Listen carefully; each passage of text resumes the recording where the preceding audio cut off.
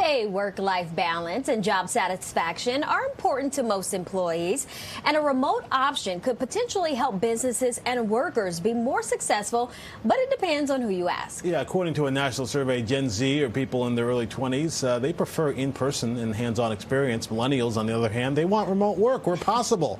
84% of the age group says remote work is important versus 66% of Gen Z, 75% of Gen X, and 68% of baby boomers. Okay, so joining us now to talk about it is one of the co-founders of Galactic, a fully remote digital marketing agency, Irina Papuc. Thank you for joining us. Thank you so much for having me today. It's really an honor. All right, so Irina, we just went through some of the numbers. Why is there this generational divide over working remotely? You know, that is a great question. I want to start by saying that as a millennial, my answer is going to be millennial in nature. So I should probably point that out before I jump in. I'm 34 years old, and like other 34-year-olds out there, we are the last people who grew up without any social media. I graduated high school in 2007, just as Facebook was starting to take off. And I really think that after that year, virtual life really began to bloom and grow. Mm-hmm. I still remember an age when people left voicemails on their friends' landlines. Yeah. You know? With the music playing in the background. Yes, exactly. And as any baby boomer, Gen Xer, and silent Jenner will tell you, the world before the early 2000s was a completely different world, governed by different social norms, different behaviors, expectations. And much of that is really shaped by the technology that we have to play with and to connect through. Okay. Well, no, keep going, yeah, so when I think about this, I really can see why generations are so divided over remote work. When you've spent most of your formative years or your adult life talking to people face to face, or picking up a phone and calling someone when you have a conflict to resolve, working remotely really feels weirdly sterile and disconnected, even insurmountable to some. So I totally see why there's a generational divide, but I think we can grow past it. Well, we have your colleague on with us now, Zach Boyette, who's also with you in this sort of all-remote company.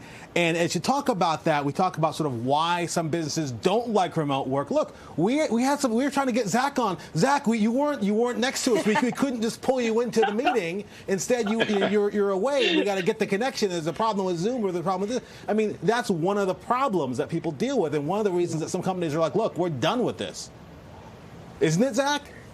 Certainly. I'd say, too, you know, Irina and I have a lot of experience because we, of course, run a remote company now. But before we ran a remote company, we were remote employees ourselves.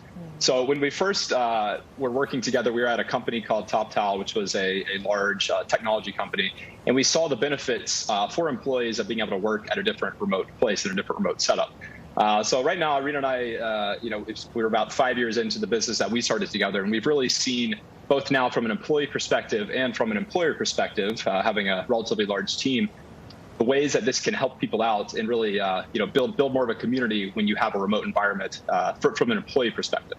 So I'd say a few of the big things that we've seen, both from ourselves and for other people. The first and the biggest thing is just the increased the schedule and the flexibility that you have as an individual. That sort of humanity that you get back when you have a remote environment.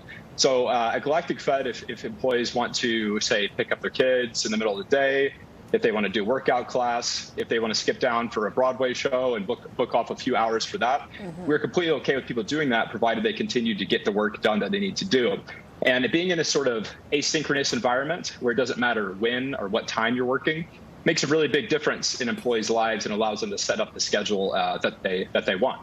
Additionally, I'd say, too, not spending that 10 minutes to 2 hours a day commuting in your car or the subway or whatever it may be gives people a lot of time back to be who they want and to set up an environment in the way that they want at their own home.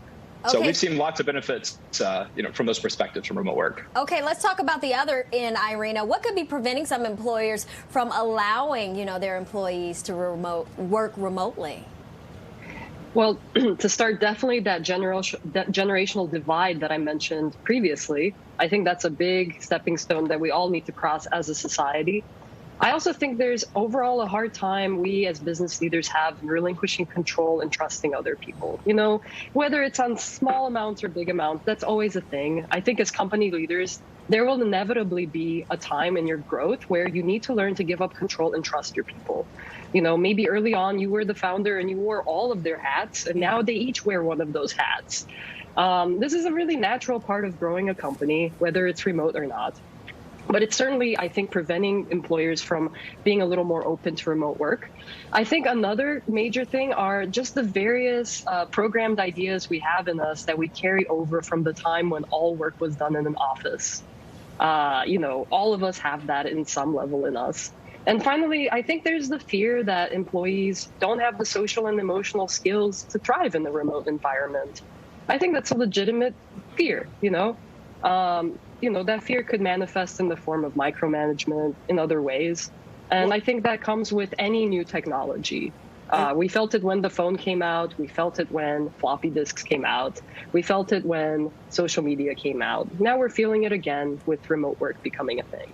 All right, so how do you make remote work, Zach? Because, what are the things companies can do? Because, look, some companies are clamping down. Some big companies here in New York City, for instance, and Midtown, they're saying, look, you're either in your seat in the building or you lose your job.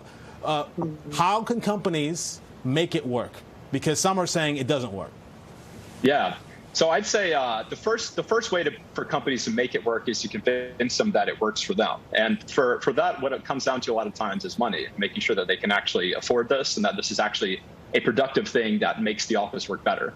Because at the end of the day, right, if companies can know that by having a fully remote environment, I can actually outcompete my competitors rather than just being this weird setup that allows employees to be happy at my own company's expense. If we can get past that and show companies that being remote is actually an advantage, then that brings us further along. So one study that Irina and I like to cite in this situation is done by a company called Global Workforce Analytics, Workplace Analytics rather, which shows that companies save $11,000 on average per employee when they're fully remote. This is due to people being more productive by having more time to spend on work and not doing that commute. Reduced absenteeism.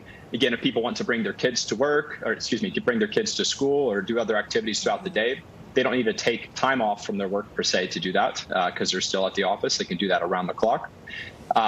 Lower turnover, since people appreciate having a more global environment and a more remote environment where they can do what they want. And additionally, a big one is just reducing those expenses in the office, not having real estate costs, not having to pay for people being in a certain place in an expensive building makes a big difference.